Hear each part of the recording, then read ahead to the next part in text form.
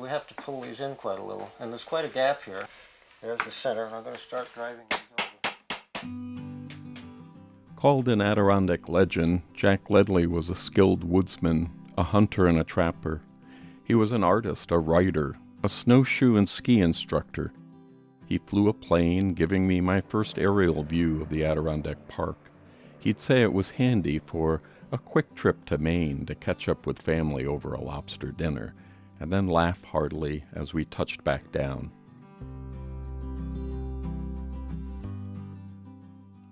Jack breathed new life into an old discarded pack basket that hung in the garage of my childhood. Some years after moving out of that home, I learned that Jack had carried a pack basket more than 1,000 miles on snowshoes since the 1940s while running his trap lines. He began to make his own when quality baskets were getting hard to find. Jack made his Adirondack pack baskets the old-fashioned way. He started by cutting black ash trees in the spring when the bark peeled off easily. He soaked and pounded every square inch of the log so the annual growth rings would loosen and separate. He pulled the splints off the full length of the log and smoothed and cut them into uniform strips, creating the raw material used to weave the basket. Jack's love of the Adirondacks came early in life. In the 1930s, his family drove up from Staten Island to spend summers in a rented cabin on Lake Pleasant in Speculator.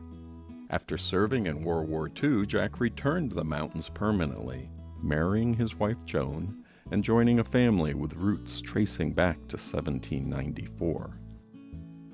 Today, the Leadley family compound stretches 115 acres.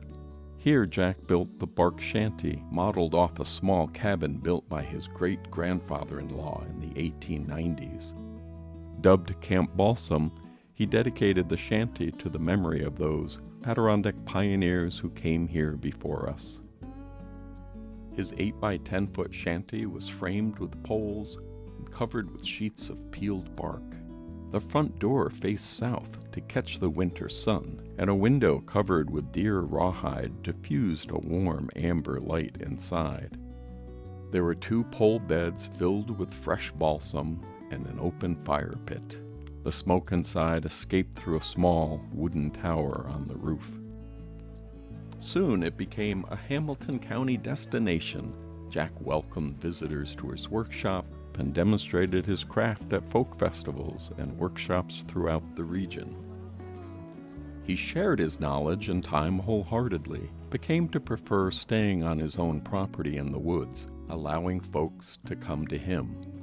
My workshop is so complete for my production, I do not leave it much. July and August, there are visitors here every day. I like to be here as people interested in my work are an added benefit to meet. I think of those joyous afternoons with Jack in his workshop, and my mind returns to that old pack basket of my childhood. According to family stories, my stepfather was carried in it by his own stepfather across a frozen Saranac Lake.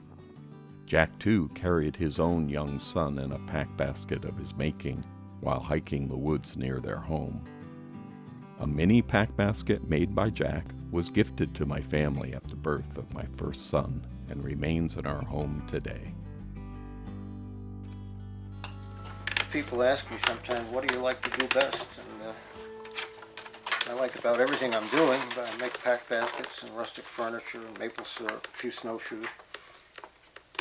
But I think pack baskets is something, everyone is a little bit of an art form to it. There's no two exactly alike.